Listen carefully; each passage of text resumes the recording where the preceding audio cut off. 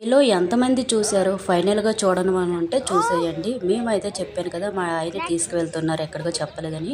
ఇంకా ఇక్కడికైతే తీసుకొచ్చారు. ఈ ఏరియా చూస్తే మీకు ఆల్రెడీ తెలిసిపోయి ఉంటుంది. మేము ఢిల్లీలో రెడ్ ఫోర్ట్‌కైతే వచ్చామండి. ఇంకా బయట నుండి చూస్తే ఎలా ఉంది.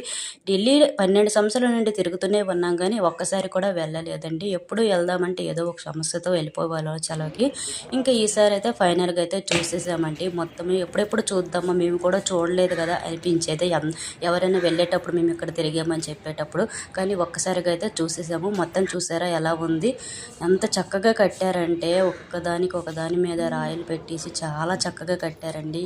ఇన్ని సంవత్సరాలైనా కొంచెం కూడా చెక్కు చెదరకుండా ఎలా ఉందో.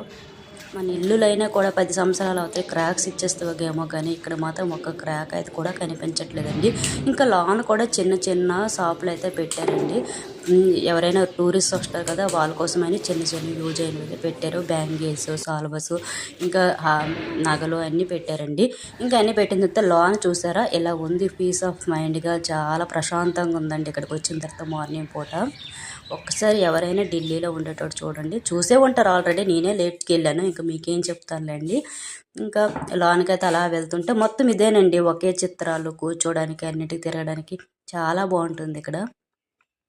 ఇంకా మాతో పాటు చాలామంది కూడా వచ్చున్నారు. ఇంగ్లీష్ వాళ్ళైతే మెయిన్ చాలామంది వచ్చున్నారండి. అందరు కూడా వచ్చి కొంతమంది గైడెన్స్ చెప్తుంటారు, ఇక్కడ ఏం చేస్తున్నారు అన్నీ తిప్పుతున్నారు. మేమైతే అలా నార్మల్గా చూసాము. ఇక్కడ యోగా చేసిన తర్వాత పిల్లలు కూడా కొంచెం పోజ్ ఇచ్చారు. ఇంకా వీడియో నచ్చినట్టు ప్లీజ్ లైక్, షేర్, సబ్స్క్రైబ్ అయితే చేసుకోండి. Bye bye.